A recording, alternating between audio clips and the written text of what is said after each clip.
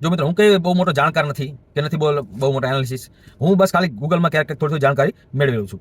તો જ્યારે ટ્રમ્પે કીધું ને કે ટ્રમ્પ પ્રશાસને કે અમે ભારતને પરમિશન આપીએ છીએ તેલ લેવાની, તો બધા આખા ઉછળી રહ્યા છે કે આપણા બધા નિર્ણય ટ્રમ્પ લેવા માંડ્યો, આમ ને તેમ ને ફલાણું ઢૂંકણું. અને ભારત સરકારે કહી દીધું કે પરમિશનની અમારે કંઈ જરૂર નથી.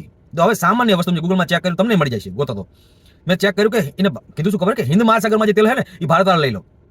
હવે રશિયાથી ભારત આવતા તેલ આવતા 20 થી 30 દિવસ લાગે.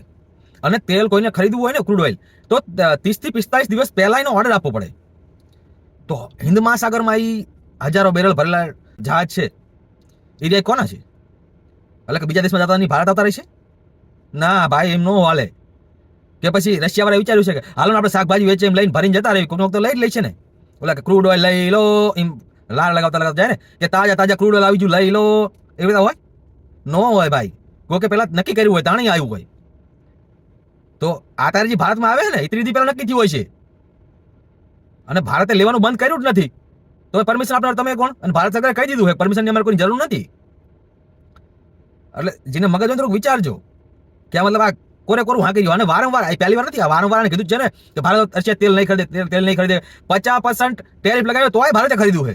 એવું તો નથી ખરીદ્યું જ છે. તો જેને મગજમાં આવે ને, સમજદાર હોય ને, જેને સમજજો. બાકી નહીં સમજવા, એ તો ગમે બોલશે જ.